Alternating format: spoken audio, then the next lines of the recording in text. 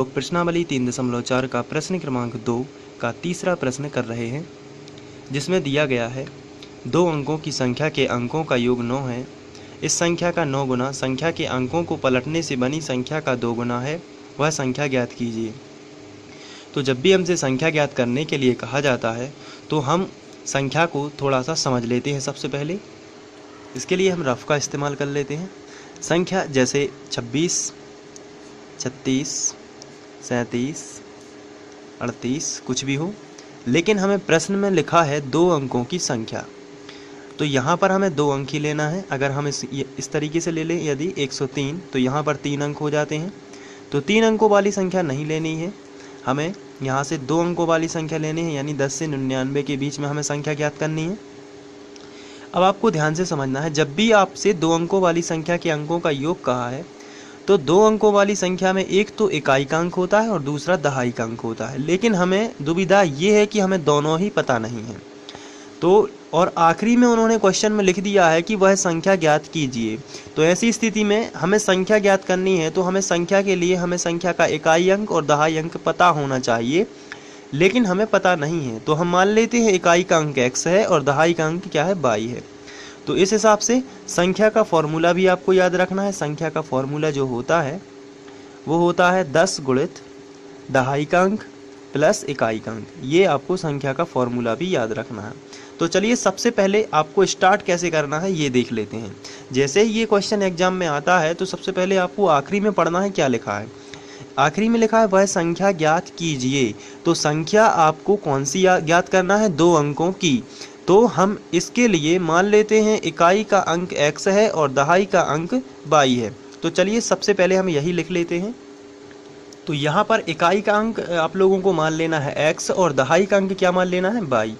तो संख्या क्या होगी, तो संख्या का फॉर्मूला आपको लगा देना है। संख्या का सूत्र होता है 10 गुणित दहाई का अंक प्लस इकाई का अंक। तो यहाँ पर हम 10 ज्यों का त्यों लिख लेते हैं। हमने दहाई का अंक माना हुआ है y, तो यहाँ पर हो जाएगा y, 10 y, 10 का गुणा y में होगा तो 10 y, प्लस लगा है तो आपको प्लस लगा देना है। और इकाई का अंक कितना है, x, तो यहाँ पर आपको लिख देना है x। तो हमारी संख्या जो बनी हुई है वो कितनी है, 10y प्लस x। ये हमने संख्या बना ली। अब हम प्रश्नानुसार चलेंगे और इसको सॉल्व करेंगे। तो चलिए प्रश्न पर चलते हैं। प्रश्न में लिखा है 2 अंकों की संख्या के अंकों का योग 9 है। ये सबसे प्रथम जो बात कही गई है वो ये है 2 अंकों की संख्या के अंकों का योग 9 है। तो प्रश्नानुसार हम लिखेंगे, यहाँ पर सबसे पहले हम लिखेंगे प्रश्नानुसार, और यहाँ पर हमें दिया गया है फर्स्ट शर्त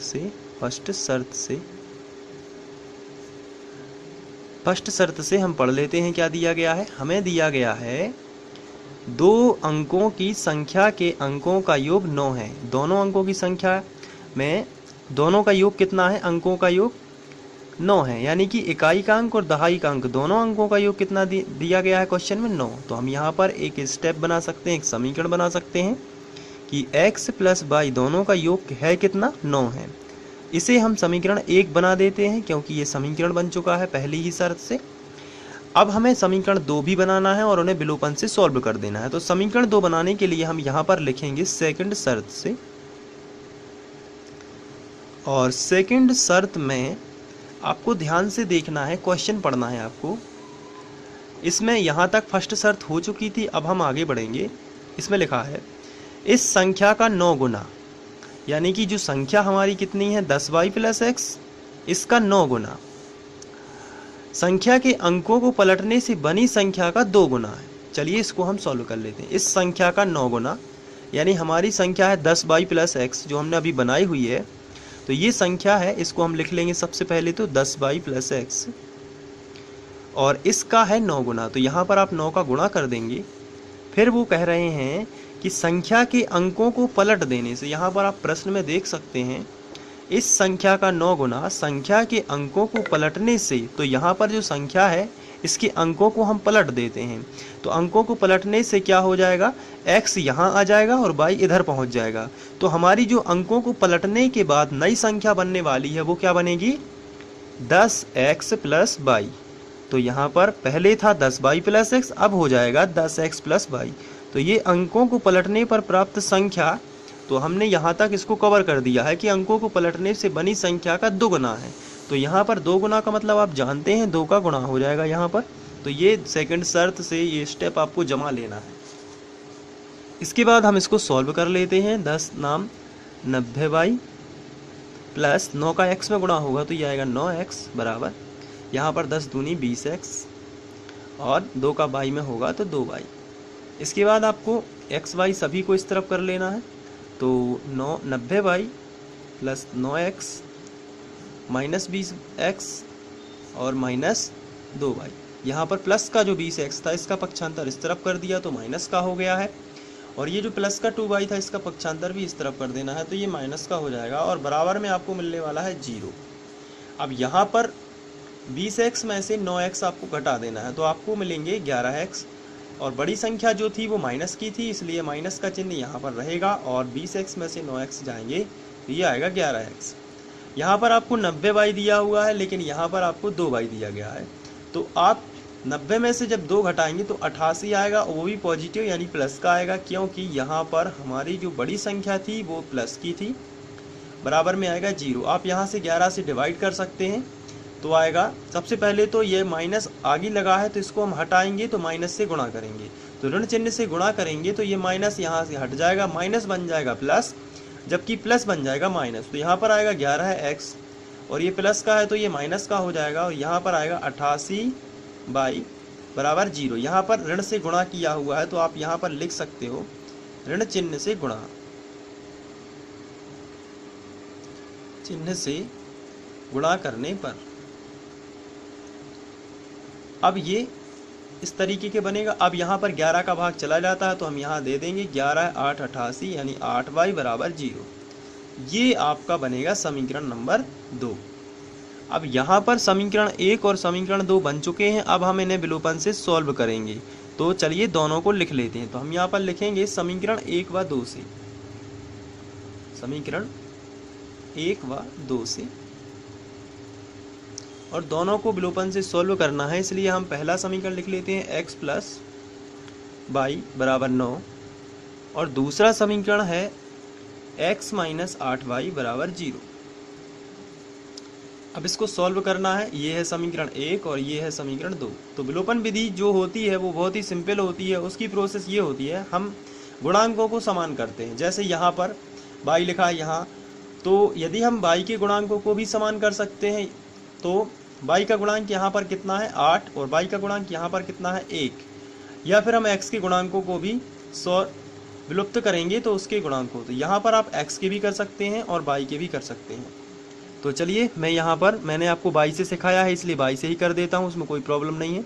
तो यहाँ पर y के साथ में कितना लिखा है 8 और यहाँ y के साथ में कितना लिखा है 1।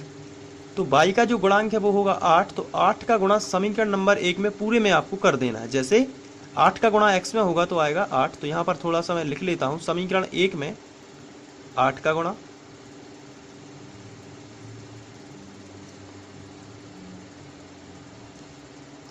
तथा समीकरण 2 में 1 से गुणा करने पर, 1 से गुणा करने पर। तो ये आपको लिखना पड़ेगा एग्जाम में। चलिए 8 से कर देते हैं। 8 का गुणा x में होगा तो कितना आएगा 8x। तो यहाँ पर हम लिख देते हैं 8x। 8 का गुणा y में करेंगे तो आएगा 8y बराबर, 8 का गुणा 9 में कर देंगे तो 8 नाम 72 होता है, यहाँ 72। ये एक नया समीकरण है इसलिए हम इसको समीकरण 3 नाम दे सकते हैं। 1 का गुणा इसमें करेंगे तो ये ज्यों का त्यों आएगा। तो x माइनस 8y बराबर 0। आप चाहें तो x का गुणांक में आप केवल यहाँ पर घटा सकते थे, लेकिन चूंकि मैंने y से आपको बताया तो y से भी कर सकते हैं, उसमें कोई प्रॉब्लम नहीं है। अब यहाँ हम समीकरण 4 बना सकते हैं इसको। अब इसके बाद आपको क्या करना है कि यहाँ जो है असमान चिन्हों में विलोपन विधि का नियम है, असमान चिन्हों में जोड़ने पर होता है और समान चिन्हों में घटाने पर। यहाँ आप देख रहे हैं यहाँ पर असमान चिन्ह है, तो हम जो अपना नियम लगाएंगे असमान चिन्हों में आपको याद रखना है जोड़ने पर, और समान चिन्हों में घटाने पर। हमें y के ही चिन्ह देखना है, केवल असमान चिन्ह है दोनों के, इसलिए हम क्या लिखेंगे जोड़ने पर। और जोड़ने पर में कोई भी चिन्ह नहीं बदलते हैं, जबकि घटाने में हम चिन्ह बदल देते हैं। तो चलिए ये कैंसिल आउट हो जाएंगे। यहाँ पर 8 और 1 मिल जाएगा 9x और यहाँ पर है 72। इसको आगे सॉल्व आउट करेंगे तो चलिए 9x बराबर 72 को आगे सॉल्व करते हैं। तो हमें मिला था 9x बराबर 72। इसको हम x बराबर निकालेंगे 72 और गुणा वाली संख्या जो है वो बटे में आ जाएगी, तो यहाँ पर 9, तो ये 8 बार कैंसिल हो जाएगा, 9 8 72। तो x का मान कितना आ जाएगा 8। x का मान हम समीकरण 1 में रखते हैं, ये विलोपन विधि का नियम है तो हम रख देते हैं। x का मान समीकरण 1 में रखने पर चलिए समीकरण 1 जो है उसको देख लेते हैं। समीकरण 1 है x प्लस वाई बराबर 9। यहाँ से x का मान आप रख सकते हैं, x की जगह पर 8 रख देना है आपको, प्लस वाई बराबर 9। ये प्लस का 8 इस तरफ पक्षांतर हो जाएगा तो y बराबर आपको मिलने वाला है 9 माइनस 8, यानी कि 9 में से 8 गए, 1 बचेगा।